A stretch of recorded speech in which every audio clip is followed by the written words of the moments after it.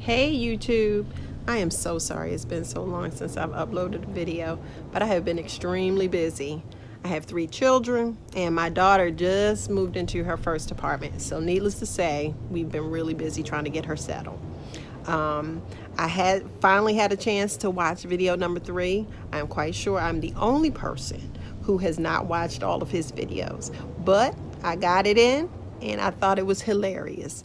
DDM gets in there and he is confronting people who are having issues with him purchasing Omarosa's book and supporting her book.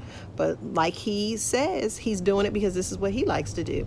And this is one of the things I like about him. He's a very authentic person and he's doing things because this is what he likes to do and he's not concerned about what other people think. He talks about how the OJs had to submit a cease and desist order against the use of their song. He calls everybody on the campaign trail Destiny's Child, which is hilarious. He's just a really funny guy. And based on his video, he states that he has gotten numerous calls from people who want him to work with them.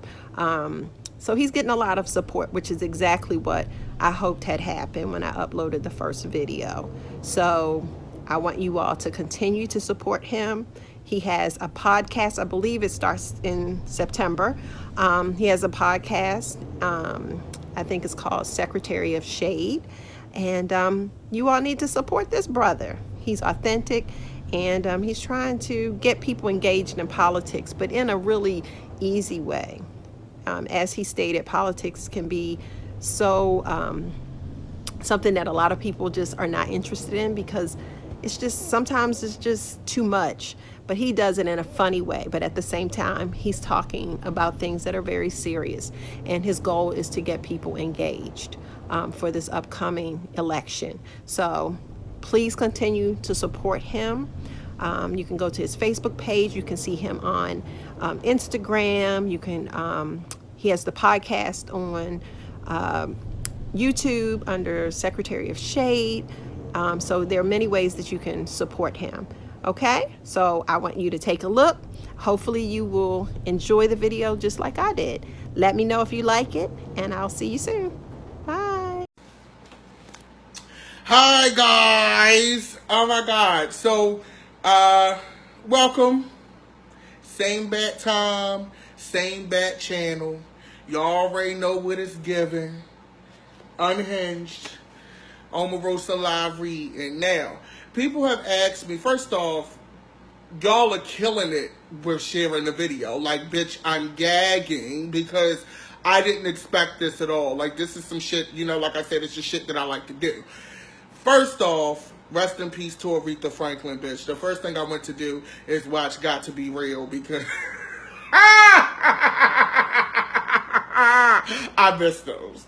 I really do. So rest in peace, Aretha Franklin. But I've had some people ask me, they're like, what made you read Omarosa book? Like, she's not for black people, all of this. That's besides the point. Okay? I'm reading this book because, I feel like if you can bring people together over someone who has been such a divisive figure amongst not only people who voters, but also black people, then you can bring them together on some shit. Imagine if we all agree on some shit. I'm very much I said what I said type of bitch. If you don't enjoy the fucking book, you don't have to buy it. I'm not telling you to buy it. I just like the motherfucking book. With that being said, we're going to get to the point. Tonight, we are going to cover the campaign trail. So, I thought this shit was hilarious. Hi, guys. I thought it was hilarious. Okay, this campaign trail, you know how in the movies, they show like the montages of like several weeks or months at a time and like mash it into like 5 minutes? This is kind of what this chapter is for me. It's a juicy read, bitch. It's a gaggle, bitch. So, without further ado, night 3.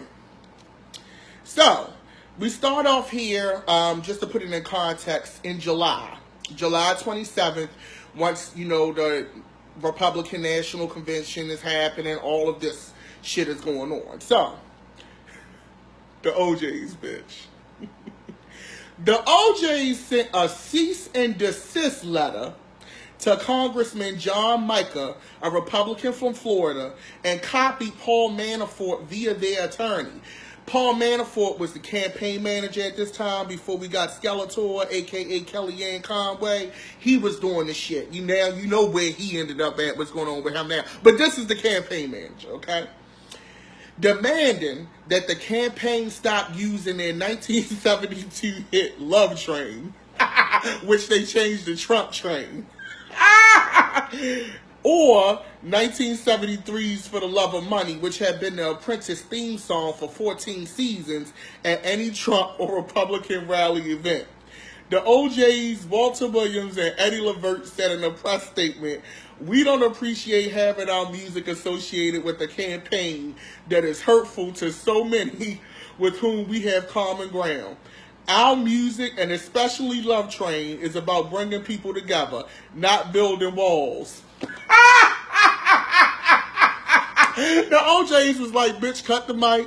Ain't no refunds. Stop playing my shit, bitch. Go on iTunes for that motherfucker." Oh my God. So this was on July 27th. Okay. The OJs like, "Bitch, beat it." Okay. Oh, the painting behind my wall, that's David Bowie. Legend. August 4th.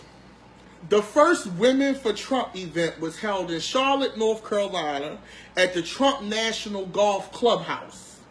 The concept for the event was the brainchild of Laura Trump. Now, mind you, if you watch the news today, Laura Trump is Eric Trump's wife, I believe. This is the bitch who claims she didn't bribe Omarosa after the campaign, and then Omarosa put the tape out today. This is who this is. She organized the Women for Trump shit. Laura, Lynn, Katrina, and I went down south to meet and greet Republican women and persuade them to vote for Trump. The event was so well planned and attended. Laura ran with the template, which quickly evolved into a women's empowerment tour, which at times had all of us on a tricked out tour bus. Bitch, was y'all Destiny's Child? Like, bitch, just give it in Vogue, bitch. Like, the fucking tour. No. With a huge rat image of Donald Trump's face on the side, driving from place to place. Often, I'd attend a women's event in the morning and piggyback it with an African American event in the evening. The Women for Trump tour was well funded, unlike my outreach agenda, which received nothing for events. So, bitch, he was funding the Trump for Women shit, but he wasn't funding the black people outreach shit. So, bitch, Omarosa, girl.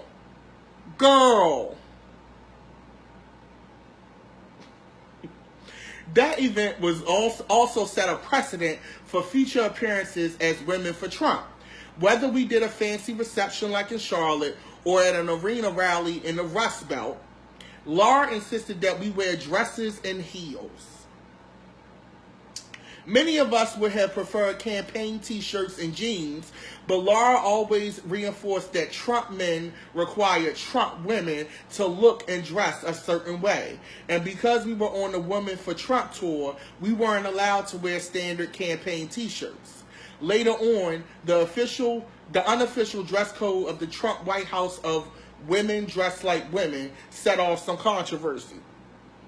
Hope Hicks pushed her fashion choices as far as possible, wearing mini skirts with thigh-high boots or diaphanous summer dresses in the dead of winter, the opposite of traditional Washington conservative style.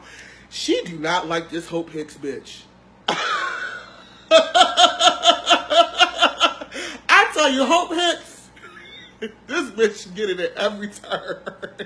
So basically, she said Hope Hicks dressed like a hoe on the Trump Destiny's Child campaign tour for women. We pushed back and eventually designed pink women for Trump jackets and t-shirts as a kind of uniform for the rallies, and Laura reluctantly approved them in the last 2 weeks of the campaign, but only if we wore short skirts and heels with the jacket or skinny jeans or slacks. If you look at photos of those appearances, we look like we're about to go to a cocktail party, not a campaign rally. August 14th, Paul Manafort had proven to be a liability ever since the convention. Reporters started asking questions about his foreign clients and why the official RNC platform has suddenly softened its stance on arms dealing amongst the U.S., Russia, and Ukraine. Now, we already know what's going on with Paul Manafort ass. So this is August 14th. Okay, 2016, during the campaign, they already like, bitch, something wrong. The New York Times revealed that Manafort's name appeared in a black ledger of the Ukrainian president. Basically, that's kind of like a ledger, I believe, of like people that you paying, but bitch, we not gonna make it public that we paying, like some, like keeping a record in case shit fail, but it's not on record. Manafort had apparently received payments of $12.7 million over 5 years. The link between the pro-Russian Ukrainian language and the RNC platform and this new information was too much for anyone to stand. Combined with Donald's fascination with Vladimir Putin, Manafort's connections threw a new dirty light on the campaign. He had to go. So at that point, they already knew, bitch, it's hot right now. Paul, you gotta get up out of here. So they fired his ass. August 17th, 3 days later, Steve Bannon and his crypto ass was hired as campaign chief. I found this new addition to the team alarming. Once again, bitch, you getting all these alarms and you still there. Steve Bannon, the chairman of the Breitbart News website, was widely considered to be a sexist and racist. You think? August 19th, Manafort was fired. So, bitch, roughly 5 days after that August 14th incident, you're out of here, Manafort. And I was relieved. Amid sliding poll numbers and rumors about his shady business connections to pro-Russian political leaders in Ukraine, Manafort is currently in jail while he awaits trial. That bitch love to put salt in the wound, don't she? What disturbed me the most about the Manafort situation was the lack of vetting. Vetting, you guys are smart people, but if you don't know, vetting is where they basically do a background check on who they're going to bring into a campaign or public office and things like that, like your running mate, things like that. That's vetting. This was a major party presidential campaign, and it seemed like no one was being sufficiently legally checked out before being put in leadership roles. This would come back to bite us again and again. Kellyanne Conway was promoted to campaign manager. She was my third campaign manager. First it was Corey Lewandowski, then Paul Manafort, and then that's when they brought Kellyanne Conway on. In less than a year, okay? I've managed to weather every storm so far and hope that the turnover rate would slow down. At a rally in Diamondale, Michigan, Trump asked black voters, "What do you have to lose?" Remember when he said that dumbass shit and voted for him? I then put out a statement that said, the Democrats continue to take the African American community for granted. It is disconcerting that they would rather pander than formulate substantive policy plans that would actually improve conditions as opposed to continue down the current path of the last 8 years. I agree with that, and then I don't agree with that. I'm not going to lie to you, as a person of color, anytime, another person of color throws shade at Barack, I feel some kind of way. I'm just a human being. Sorry. September 3rd. In conjunction with NDC, which was Omarosa's, National Diversity Coalition shit, and Pastor Daryl Scott, we organized an event at the Great Faith Ministries Church in Detroit where Donald would address the congregation. Ben Carson came along with us. So I want y'all to picture this scene. Once again, for some reason, politicians, white folks in power, think the way to black people's heart is to go to church.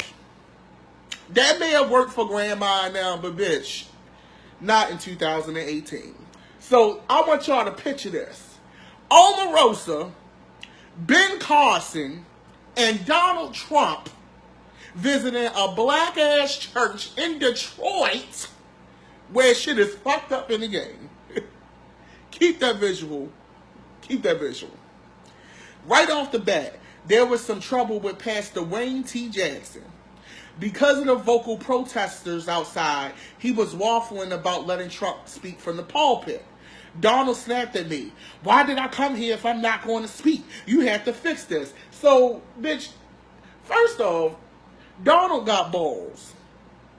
Now, y'all remember this. This was, it was September 3rd, so I remember this. This was all over the news and shit, where he went to the black church, and we all saw through that shit. We all knew what it was. This was a bad fucking, this was publicity. The pastor and I had a heated exchange. Donald walked up and watched me handle it. It was a bit odd to be arguing about him with him just luminaries. So Omarosa's, as a black woman, arguing with a black pastor in a black church about Donald Trump. And Donald Trump is watching her do this.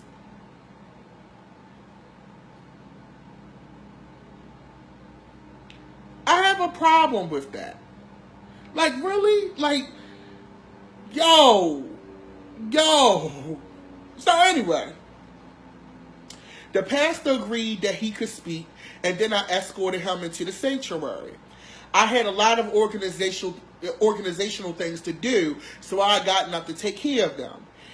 He grabbed me by my wrist and said, "You can't leave me with these people."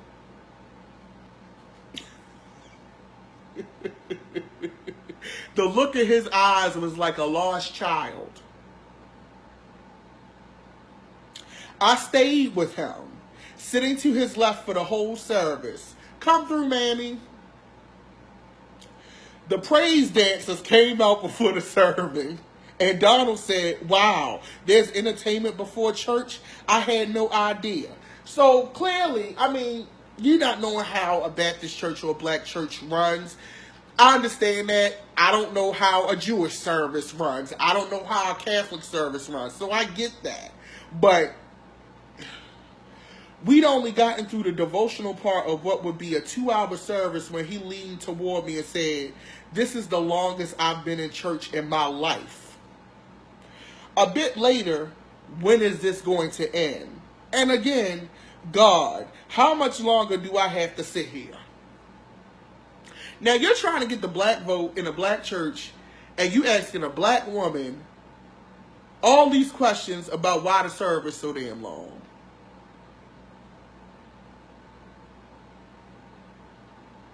When he finally got to address the congregation, I hoped he'd speak from the heart, but he pulled out a piece of paper and read some bland, stump speech remarks. Now, here's the gagger. Now, Donald Trump is known for going off the cuff and saying crazy ass shit out his mouth. But somehow, some way, he had enough sense to read from the script when he in the black church with all these motherfucking niggas. He not crazy and he not stupid. He know exactly what the hell he be doing. And this shit is crazy, Omarosa. Really? I pushed Pastor Jackson so he could just say, "I want to help you build and rebuild Detroit. I fully understand that the African American community has suffered from discrimination and there are many wrongs that should be made right. This community didn't need reminding that their lives were hard. No shade. The singing and dancing at the end might have been a relief, but he was still at odds. What do I do now?" he asked. I said, "Just go with the flow." He started swaying. He started swaying creepily, and I wanted to tell him, "Okay, stop going with the flow." As we were leaving, the pastor loaded up Donald with a Bible and some accessories. Remember, that's when he gave Donald that cloth and shit, and we was like, bitch, what the hell is going on? He placed a prayer shawl around his shoulders. Donald thanked him, but as soon as he got away, he said, take this thing off of me. Yo, I'm glad we got pause. Like, I'm glad she there to get the tea, because you always need eyes in enemy territory. But, yo, she didn't even check him on this shit, yo. That shit crazy. Like, crazy, yo. Ever the germaphobe, he was horrified to wear a shawl that might have been on anyone else's shoulders. He picked up an African-American baby, and the baby started screaming. I wanted to scream too. Outside the church, protesters chanted, what do we have to lose? Everything. For all attention with the pastor, he did well for himself in the end. In exchange for letting Donald speak that day, Trump let Pastor Jackson give a prayer at the inauguration. So, in exchange for you selling out your church, selling out your people, and causing a big disturbance for somebody who didn't give a shit about you, still don't give a shit about you, you did all of that to say a prayer at an inauguration that nobody attended, nobody watched.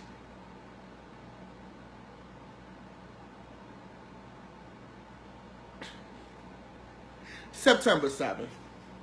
Matt Lauer moderated a forum with Donald Trump and Hillary Clinton at the Intrepid Sea, Air, and Space Museum in New York. And Donald praised Vladimir Putin as a strong leader, far more than our president has been. We cautioned him against pro-Putin rhetoric, saying he's not somebody that you want to align yourself with. He didn't understand why. Bitch, he understood why. He was playing dumb. It became immediately apparent that Trump lacked basic comprehension about the very complicated relationship between the United States, the former Soviet Union, and modern Russia. History didn't seem to matter to him. Donald was not a student of history. He wasn't a student of anything but what he was doing and has done. He never been a big reader either, and I'd be shocked if he ever read a book about the Cold War. I just don't think that he had the attention span to even watch a documentary about Russia. He was fixated on Vladimir Putin as a feared, respected, and admired leader. I believe he was envious of the control that Putin exerts over his people. Trump went with his gut, and his gut told him, I like Putin, and I want him to be my friend. Nothing else mattered.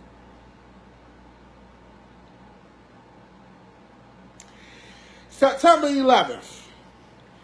The Women of Trump tour was in Cleveland, and I'd been to a service at Daryl Scott's church that morning. After Laura was invited to give remarks, that's Eric's wife, our group was heading to cars, and Laura said, guys, look at this. All our phones had multiple messages.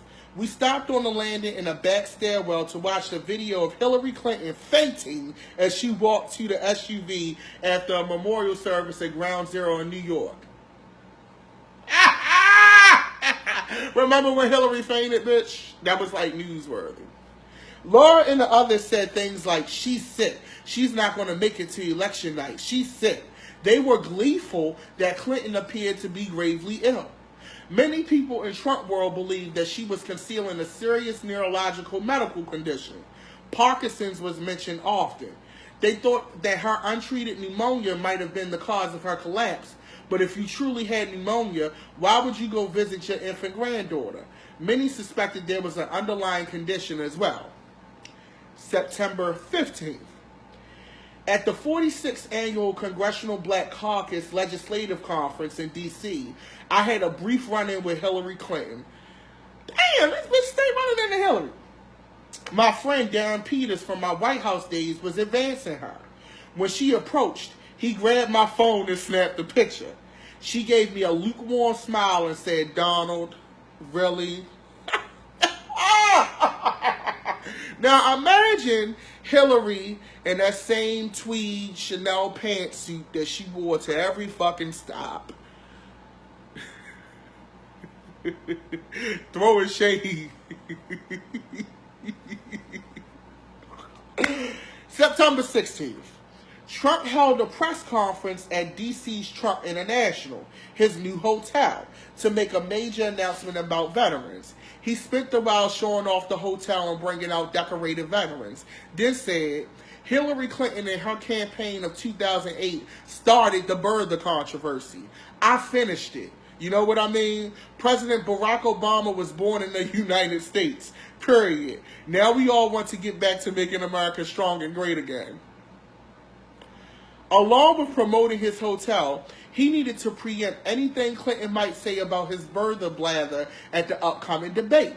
He wanted to put it to bed, a phrase he often used to mean take care of it. September 19th. Don Jr. likened Syrian refugees to a bowl of Skittles, reigniting the outcry that the entire family was racist, hated Muslims, and equated immigrants and asylum seekers with terrorists. Trump just shook his head and said, look at what he did now. He screwed up again. What a fuck up. So, we're going to pause there. The reason why he said that, according to Omarosa, Donald Trump is really hard on Don Jr. and very abusive in his language and shit. So, like anything Don Jr. does, he goes off. September 22nd, I filmed an episode of Say Yes to the Dress, a TLC network reality show. I took some flack for doing that too, but it was only a 2-hour shoot, and it was one of my favorite shows. Okay, the bitch was trying to address this. Next, September 26th. Lester Holt. Now, we all know Lester Holt. Lester Holt being on the news, the black guy with the glasses, with like the salt and pepper hair. Nice man. Moderated the first presidential debate at Hofstra University in Hempstead. So this is the first debate. We get into the juicy part now. In their preparations with Donald, the campaign staff tried to convince Trump to be more presidential and coached him to shift his tone away from that of the primaries, the interruptions and use of monikers for his opponents. But Trump had his own ideas about being spontaneous and Trump-like, which in hindsight worked for him. Right out of the gate, he seemed agitated. Hillary was expertly prepared and he seemed nervous. She hit him hard by saying, I think Donald just criticized me for preparing for this debate. Yes, I did. And you know what else I prepared for? I prepared to be the president. And I think that's a good thing. That was a good comeback, bitch, but did it really work? During the segment on jobs that should have been a home run, he kept sniffing loudly and weirdly. He reverted to interrupting and saying wrong, the very things he had been urged not to do. For me, it was unusual to see him succumb to the pressure. I was not used to seeing Donald fumble. He was not himself. Something was off. Now, I remember watching this debate because he was sniffing his ass off. He had to have done like 20 lines before that debate started. Everything about that screamed cocaine is a powerful drug. No shade. He was unprepared with basic information on the issues. He showed his age by mocking her campaign website. He didn't seem to understand what a website was used for. After the debate, members of the Trump team included Sarah Huckabee Sanders, that bitch, communications advisor Ashley Bell, Bruce Lavelle, Republican correspondent Scotty Nell Hughes, and I had huddled in the war room with Jason Miller, the communications director, and his deputy, Brian Lanza, for a rapid response briefing about what we were going to say in the spin room for the upcoming news cycle. So they was basically trying to figure out how they was going to explain that the president is not a cokehead. First order of business, the weird sniffing. It was listen to how they spin this shit. They do this shit, yo. You got to really trust your gut and read between the lines when you be watching these news programs and shit. It was decided that the debate room's high-impact air conditioning had caused post-nasal drip.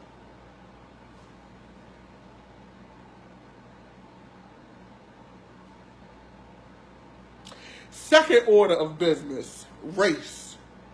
Hillary brought up Trump's long record of engaging in racist behavior, including a 1973 Department of Justice lawsuit accusing him of not renting apartments to black people in the building he owned. I remember that. His defense included praising himself highly for letting black people into his Palm Beach country club, and I quote, "in probably the wealthiest community there is in the world." I cringed. Trump continued, "Bitch, you done cringed like 50 times since we've been reading this book. You keep cringing, but you keep staying." And I'm so glad I did it. And I have been credited for what I did. And I'm very, very proud of it. He also extolled the success of stop and frisk policing in New York, which Hillary knew was untrue. It was difficult to watch. It was my job to prepare him to respond to the media on his racially insensitive remarks. I pushed the campaign to prepare Trump with counterpunches about Clinton-era racist policies and rhetoric. She had called young black men super predators in 1996. That's a fact. No shade. One thing about this book, as much as I thought I was going to read this book and think it was going to be a Donald Trump bash fest, this bitch is an equal opportunity bus thrower. Like, honestly, like, she needs to open her own department store because she is the queen of receipts in this motherfucker. No shade. The Clinton crime bill in 1994 had resulted in the mass incarceration of low-level offenders. The vast majority of them young black men. I had the facts and figures. The person I spoke to on the debate team said he can't retain that much information. We have to simplify it, put it in basic terms. So here is a black woman giving you ammunition on how to counteract Hillary Clinton and her assumption that she's going to get the black vote.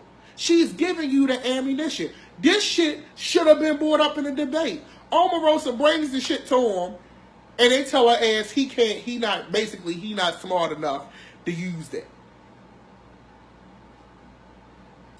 I said, well, I can make simple talking points for him, but we've got to counterpunch. She's kicking his butt on race issues. He never bothered to get up to speak on any of it. You know why he didn't speak on it? Because he liked that crime bill. He liked the fact that most of us, our young black men, were getting locked the fuck up. So he didn't have a problem with Hillary calling black men super predators in 1996. He didn't have a problem. That's why he didn't speak on it, because quiet as cat, he actually agreed with her ass on that shit. That's why he didn't speak about it, Omarosa. But you know. One more thing about that first debate. The woman problem came up again. And Hillary mocked Trump's love of hanging around beauty contests and how he called Miss Universe 1996 Alicia Machado Miss Housekeeping because she's Latina and Miss Piggy because he thought she was fat. While she was delivering this takedown, Trump interrupted her, which only reinforced her point that Trump was disrespectful and dismissive of women. This is why sometimes, you know the saying goes, it's not the message, it's the messenger. And with all of this, as we read this in hindsight and live in the time that we're living in, with all of these facts, the reality that we have to face is that Hillary was just the wrong bitch to be running against Trump. At that point, it was too much of a liability. She was too damaged. She was too rehearsed, too cold. Like any other person, somebody with some real swag, with all of this information, could have killed him. Nobody cared. When McDonald began attacking Machado on Twitter, calling her disgusting and my worst Miss You, in addition to saying he had a sex tape and questioning her citizenship, I groaned.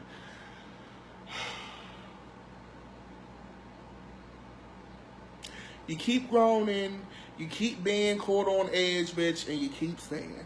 But nevertheless, October 7th, Donald Trump told CNN The Central Park Five admitted that they were guilty. Now, if you're familiar with the Central Park Five case, it's a terrible case. These were young kids.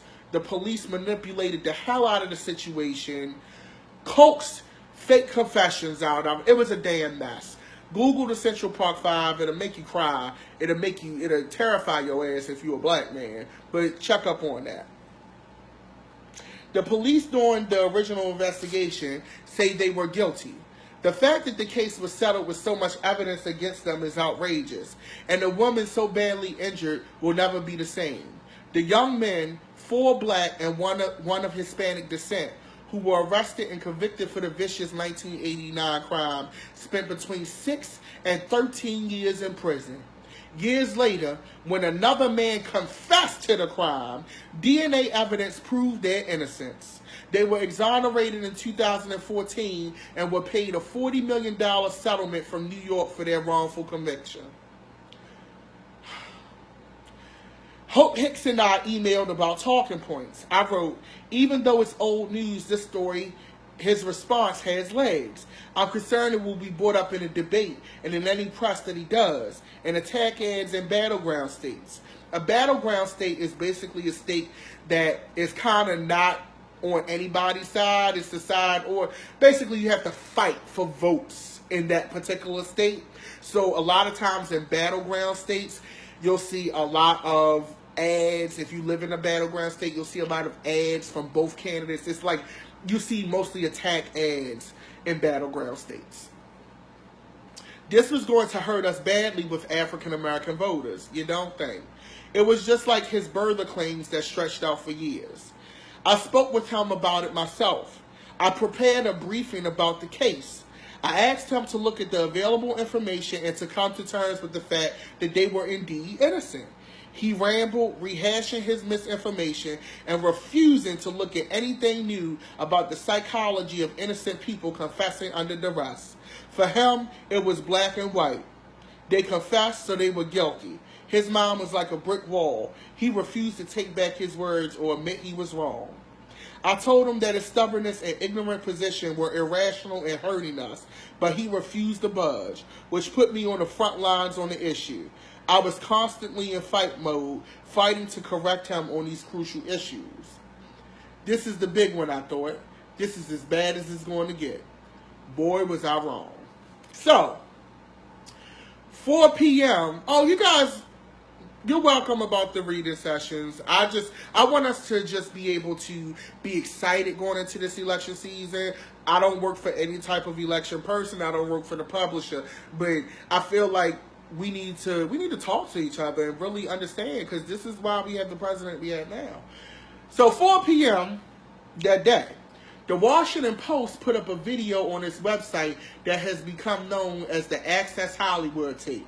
So this same day after the Central Park 5 shit, this one that Access Hollywood tape, bro. Now this is a tape where he talking about women love for him to grab him by the pussy, and Billy Bush got fired for laughing. He got fired for laughing. He ain't even say shit. He just got fired for laughing. I was at the airport on my way home to LA when the news broke. The text chain with the Women for Trump group was full of swear words, anguish, and disbelief. Watching that footage was the most shocking moment of my life with Donald Trump. I can only describe it as a punch in the stomach. I knew all those people on the bus. Billy Bush, Jim Dowd, Keith Schiller. I heard Trump speak crassly before on The Apprentice. I heard him talk about women as objects of beauty before. But I never heard anything like that. It struck me the same way it struck everyone else. The man is bragging about a sexual assault. But because of my blind spot or my history with him, or just because I couldn't emotionally allow myself to believe it, I tried to rationalize it thinking it's offensive, but he says offensive things. It's normal for him. We wouldn't assault a woman. He wouldn't assault a woman. He loves women. He's just trying to impress the guys on the bus. If you allow people to say things or do things, they're going to keep doing it. What you say and how you think becomes action. If a person keeps saying they're a certain way, if I keep saying, I'm going to go to McDonald's. I'm going to go to McDonald's. I'm going to go to McDonald's. Eventually, bitch, I'm going to go to McDonald's. 5:30, an hour and a half later that same day. Hillary's campaign tweeted, "This is horrific. We cannot allow this man to become president." She was roundly mocked on social media. One person commented, "Your husband got a blowjob from an intern and used a cigar as a dildo, and this is horrific." No shade, bitch. It's no shade. That's where Hillary also was fucked up, because by you can't really have that argument. That's why we was dealing with a damn dummy on the Democratic side, because you bashed the women that came forward. Now all of a sudden, on your husband, now all of a sudden it's horrific. Donald, that we know at that point, didn't have any physical tapes of him actually assaulted. Like, bitch, come on. Like, Hillary, what the fuck is you drinking, bitch? Throughout the afternoon, I was receiving texts from the campaign. Laura was giving us updates on the back and forth behind the scenes. Apparently, Republican National Chairman Reince Priebus wanted Trump to bow out of the race, but Steve Bannon would not hear of it. Laura was fielding panic texts from all of us, but she said, "I know this is bad, but we have a plan." So Reince Priebus, who was the former chief of staff, I believe he was the predecessor to John Kelly, who actually fired Omarosa. We got a plan. He talking about, "Donald, you need to quit, bitch." He like, it's over. So even they're thinking it's over for you. 11 o'clock that night. When in crisis, the unofficial Trump family strategy was to go dark for 24 hours. But this time, Trump released a video statement after only 7 hours. The famous locker room talk, "sorry, not sorry" apology. The strategy was conceived by Steve Bannon, Jared Kushner, and Kellyanne Conway.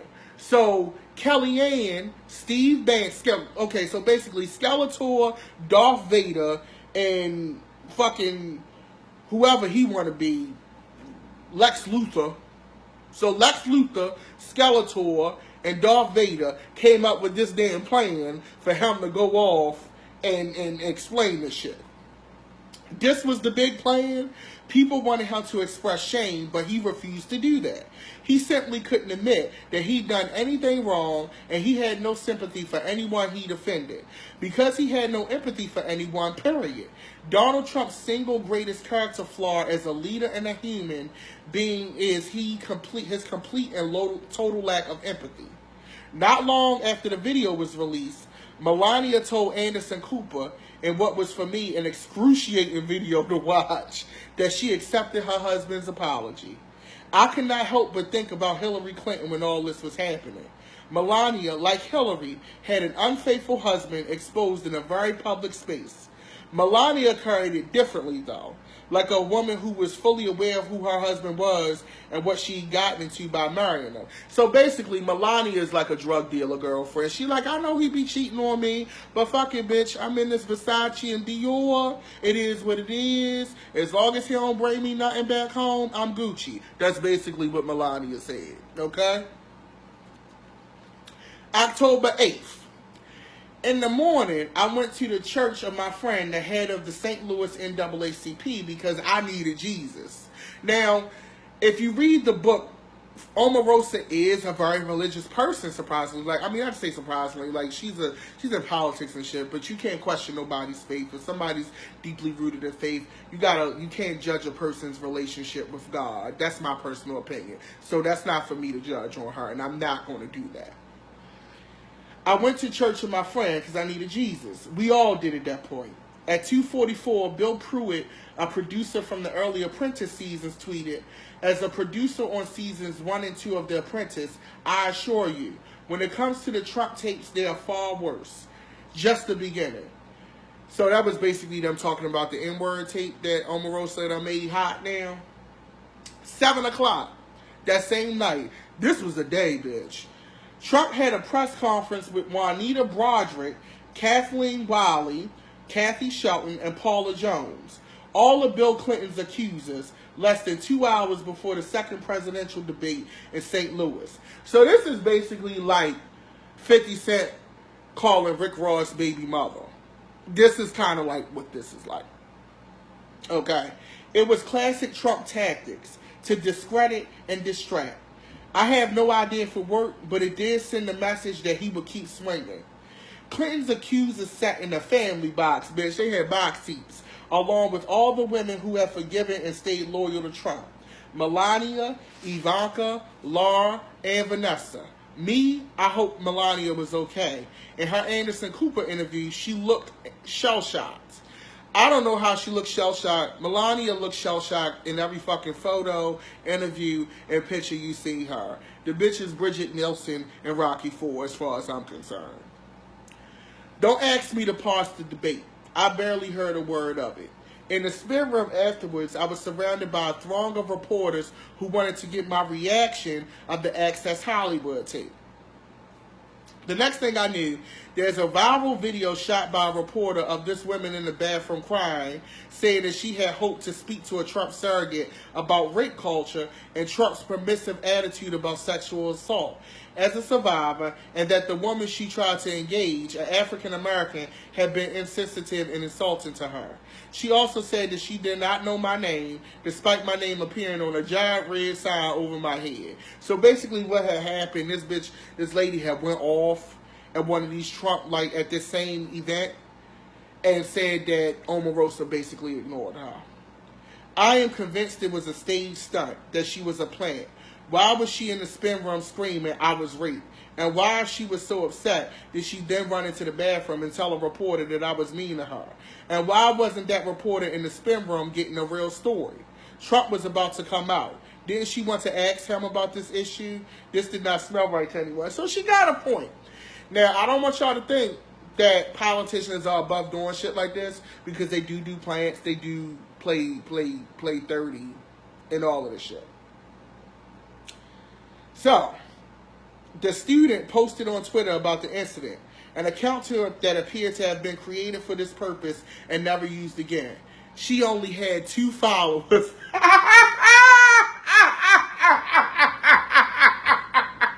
So, I don't know if this is true, but what it sounds like to me, the Democrats paid a bitch to go off in the Trump rally. And, like, bitch, at least you can buy followers off of Instagram. Like, y'all could at least buy her, like, 10,000 followers or some shit like that. See, this is why the Democrats lost. Y'all do dumb shit like this. Like, bitch, at least buy the followers so the bitch look credible. Y'all, the bitch got 2 followers. And y'all wonder why Hillary lost. I unleashed on Twitter about what I thought was an obvious setup. I've been on edge. October 9th. All day I was getting texts and emails from people I knew asking why I hadn't already packed my bags and gotten the hell out of there. Lester McCorn, my classmate from seminary, texted, now would be a good time to resign and condemn Trump's behavior. This isn't about your public reputation. This is about a man in a spirit of hostility towards African Americans. So everybody's telling this bitch, get out. But she done already been hit with the teaspoon, so her ass is still sticking around. On social media, people had ideas whom the slur on the Apprentice tapes was referring to. A sample tweet. Trump probably was calling Omarosa a nigga in those Apprentice tapes. I would not be surprised. No shade. My mother checked in on me often. I'm worried about you. I want you to make sure you're okay, she said. She knew that I would do what I needed to do, regardless of anyone else's opinion. I heard them all out, but I made up my own mind. Bullshit. Bullshit. Bullshit. Bullshit. Bullshit. October 11th. On a conference call with Katrina, Lynn, and myself, we discussed all the information we gathered about the tape that Bill Pruitt had referred to. This is the N-word tape. Remember on our first day of reading, the N-word tape was allegedly the reason why Omarosa got fired, because they thought she got close to getting a copy of it. So this had been lingering for a while. Lynn was familiar with Bill from the Apprentice days too. Katrina had heard from her sources that the tape of Trump was using the N-word. Someone she knew who knew political strategist Frank Luntz told her that Luntz had heard it. Lynn reported that she asked Trump about it on a plane, specifically whether it was possible that such a tape might exist, and he said no. Then she asked him what he wanted her to do, and he said, put it to bed. Katrina Kirsten said he said it. So when he said that, Katrina knew, the Katrina bitch. They all knew that he said. So these are people, like, now you can understand how slavery can happen for centuries, how the Holocaust, how people can follow people. You understand? Like, these bitches knew that he was foul, and they still went along with it. Power, status, and money are powerful drugs, and if you have enough of it, and you have enough conviction to sell people, they will follow you to the end of the earth, even when you did ass wrong. Crazy. In survival mode, I can only ask, oh no, what do we do? Bitch, leave! I was hoping it could not be true, but it probably was. I didn't know what to believe. If he'd have said it during that time, he might have said it about me. The thought was too awful to contemplate. I pushed it aside. I was very good at doing this by this point.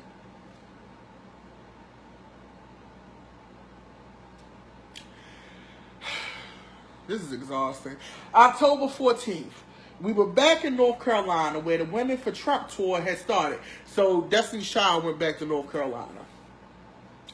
In a bus with Trump's face plastered on the side. We made a stop to give out bottles of water and boxes of food and diapers for hurricane relief. I was there in body and put on a good show, but my spirit was lagging. I stayed with Trump out of loyalty. I had been brought on to the campaign to deal with the ever-growing woman problem, and I could not abandon him now. I tell you, the Access Hollywood tape had been spun internally as a dirty trick by the Clinton campaign, a strategic move. Why release the tape now? Why not back in July after the convention? It was just to win the election and humiliate him. October 15th. Saturday Night spoofed Beyonce's Lemonade with the parody video Melania Aid, starring Emily Blunt as Ivanka, Cicely Strong as Melania, Vanessa Bayer as Tiffany, Kate McKinnon as Kellyanne, and Sasha Zamata as yours truly, Trump's one black friend. It showed a scene where my character walks in and tenders her resignation by slamming down a paper that reads, I quit, sign Omarosa. It was frankly hilarious. As a huge Beyonce fan, I laughed and danced while watching the episode live on TV. It was a much needed and appreciated dose of humor. You kind of get 5 points slithering for being a Beyonce fan, but you still in the shit house. October 19th. The campaign traveled to Las Vegas for the third debate, moderated by Fox anchor Chris Wallace. The format allowed the candidate to move around the stage. I remember this debate. Now, this debate, I believe, had something like 80 million viewers. It was like Super Bowl numbers. This was the debate where we had watch parties, motherfuckers bought snacks, they had wings from Hip Hop Chicken and Fish. Like, we was tuned in. Cheese trays for all you healthy motherfuckers. It was like we was tuned in. Okay, this is that debate. The format allowed the candidate to move around the stage, and Trump's prep team instructed him to take advantage of the space, to use his large physical presence to dominate it. Oh my God, my nose keep itching. I swear I don't do coke. Don't pay me no mind. As you recall, he took it a little too far by looming directly behind Hillary while she was speaking. I remember that. He hadn't been instructed to be stalkerish, but his efforts to be physically intimidating had that effect. But the point is this. Every last detail of that debate was discussed and decided upon in the war room. I'll come around to seeing the Access Hollywood tape and a possible Apprentice tape as weapon used against us by the opposition. They weren't evidence of Trump's vulgarity and boorishness, as Melania and Ivanka had said in their response to the tape. What they heard did not match the man they knew. Our internal data, tracked by our numbers guru Bad Pascal, showed that Trump was holding steady in battleground states. So, back to those battleground states. Remember how it was certain states that Hillary lost in the election. It was certain states that were like this close. Those became battleground states. They didn't have to be battleground states if the Democrats had a better goddamn candidate. But because Hillary had so many problems, and this is all during the time, she's not addressing this, but this is the time of them DMC emails, her server being hacked, all this shit is going on.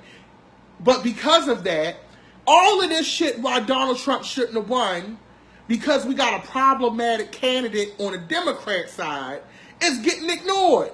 Or at least brushed under the table. That's the only reason they was able to spin this shit. Okay? Yes, Hillary had on them damn kitten heels. You can see the top of her damn toes in that motherfucker. She might as well had on flats, bitch. Are you getting on an escalator or a goddamn Stairmaster? Because them heels was like this fucking high. I remember that debate. And she had on that damn pad seat again.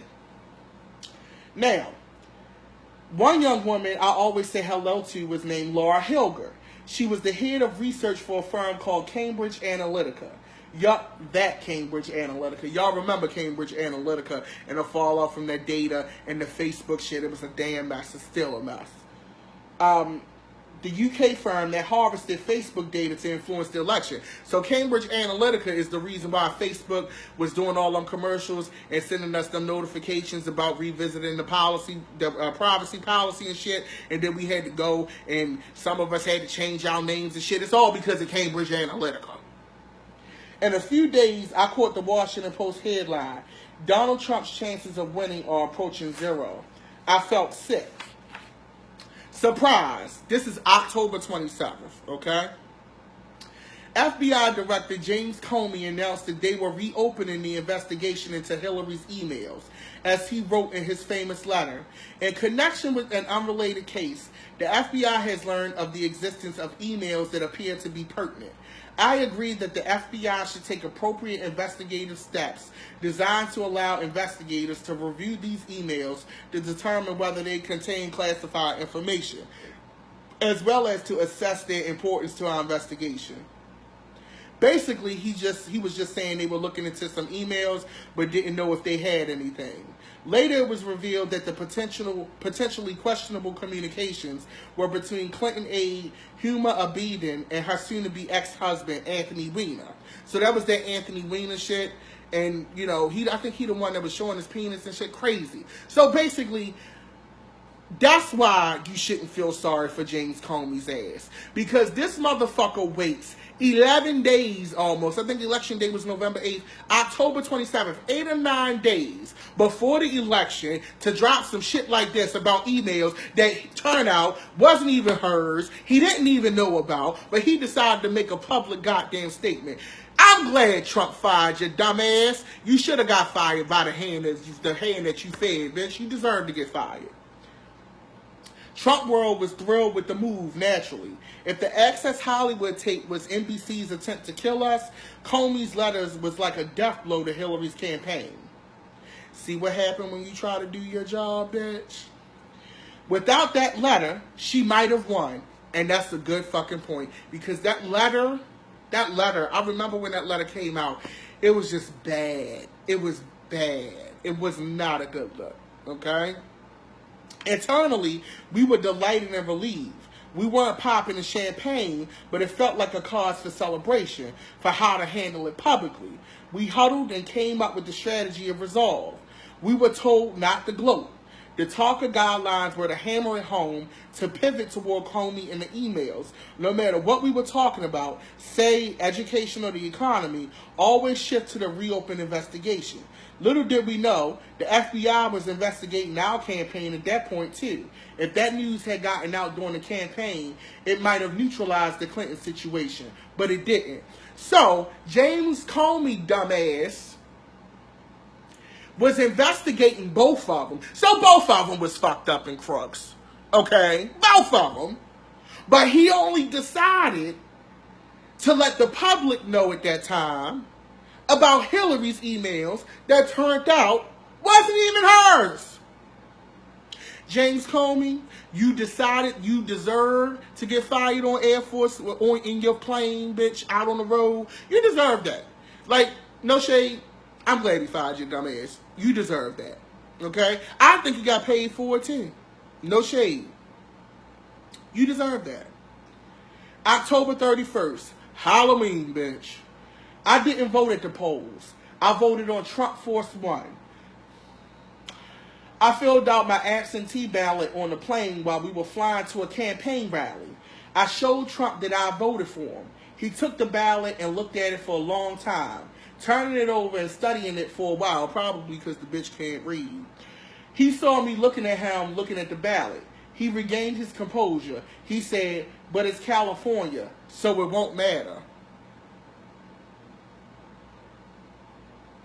For those of you who don't know, California is typically, like, I guess, wins Democratic votes. So the electoral votes from California go to Hillary.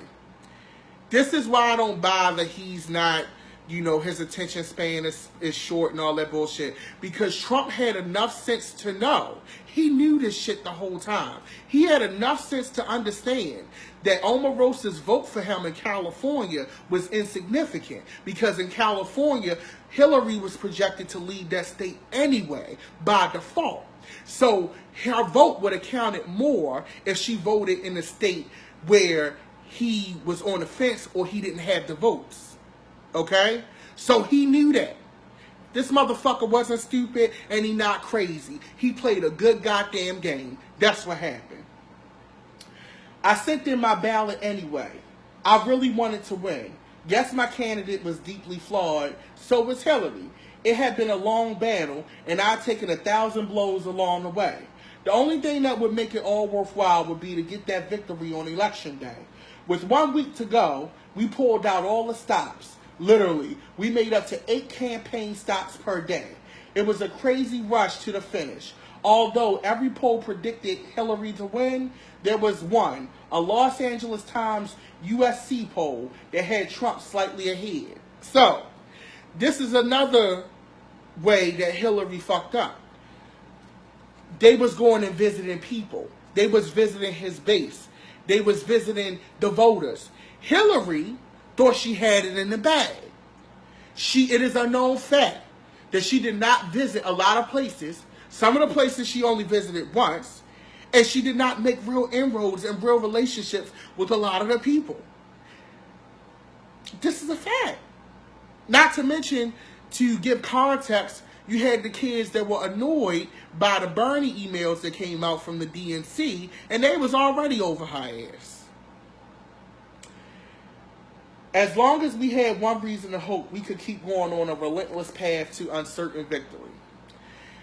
And that's our chapter for today. Now, let's unpack this. Okay? Let's unpack this. I'm going to keep it real with y'all. I made $500 off that election. You know how? Because I knew Donald Trump was going to win. I follow politics a lot. I believe in learning politics in a layman's terms kind of way. Because a lot of times, these newscasters, these motherfuckers, these people, and not to bash the press, because I love the press. I would love to be a member of the press one day. But they have a way of talking over people's heads or talking at people and not with them. And that is why a lot of people, especially on the Democratic side, just became disenchanted or just dropped off.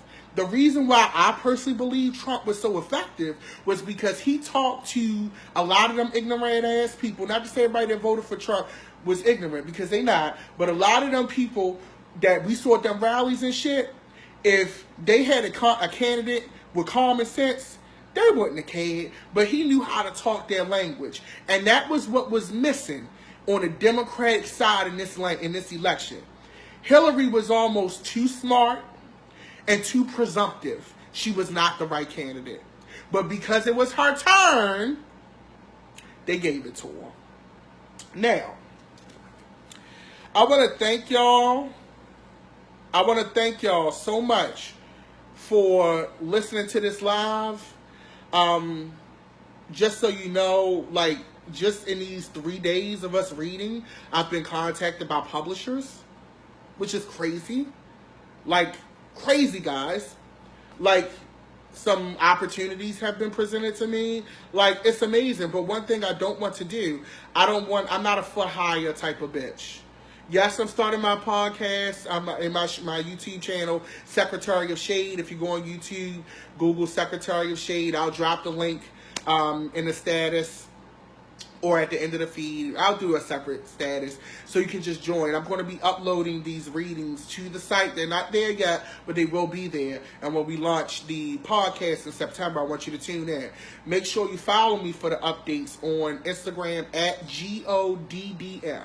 I'm a rapper for some of you that don't know. I'm actually pretty good at it. But follow me on at GODDM because I want us as people, especially as black people, I want us to be in formation. I want us to really understand who we're voting for, not only in this presidential election, but in these midterm elections, these primaries, these things like that. We need to be galvanized and understand the power of our vote. I want to shout out black women because black women are making a big difference in some of these midterm elections and primaries, and I have to salute you guys.